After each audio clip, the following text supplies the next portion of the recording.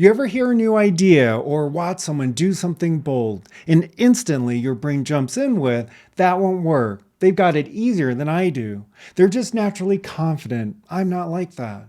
Or maybe it's subtler. You start a course, sit in a workshop, or watch someone speak with clarity and heart, and something stirs in you, something real. But before you even realize what's happening, the critique kicks in. It's too basic, too intense, not scientific enough, too woo-woo. That's fault finding. And it's not about being right, it's about staying safe. It's about putting just enough distance between you and the experience so you don't have to feel what it's bringing up.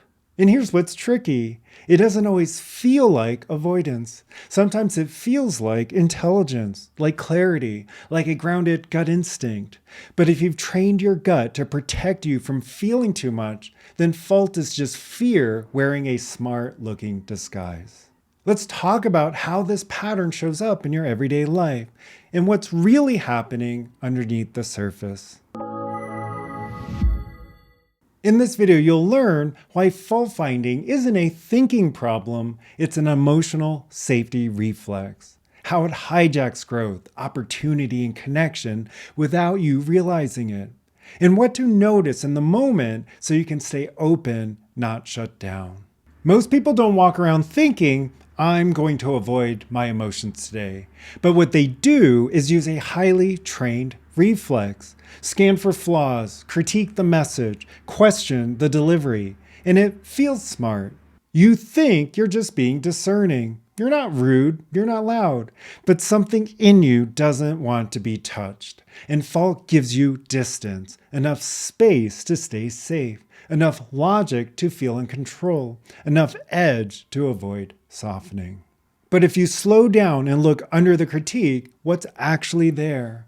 Usually it's something more vulnerable. Maybe it stirred a hope you're not used to feeling.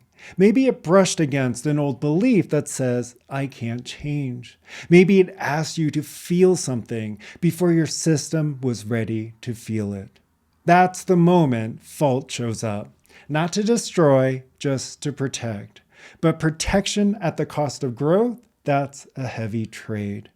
The closer something comes to mattering to you, the more fault wants to step in. That's not failure, that's a system doing what it was trained to do, avoid pain. So you brush off the idea that keeps following you. You critique the person who actually inspires you. You downplay the part of you that wants more but doesn't know how to reach for it yet. Fault becomes your buffer, your cover, your reason to retreat without having to admit you're scared. It's easier to say, they don't get it, than to say, this touches something real. But that's how the loop stays intact. Comfort, distance, control. No risk, but no movement.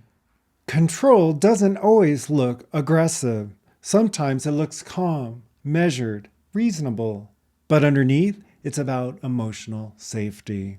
Fault gives you that control. You don't have to try something new. You don't have to be seen trying. You don't have to sit with the ache of being affected. You just step back, stay cool, and call it discernment. But here's the truth. Fault might give you the feeling of power, but it steals your access to actual presence, actual growth, actual connection. It keeps you from the one thing that changes everything, letting life land. Next time you hear yourself say, this won't work, I already know this isn't for me, pause and ask, if I wasn't trying to stay in control right now, what might I feel? That question doesn't require an answer, it just needs your attention. That's how the shift begins. Where do you notice fault showing up? Especially in moments that could have felt meaningful if you stayed with them. Drop a comment. I'd love to hear what this opened up for you.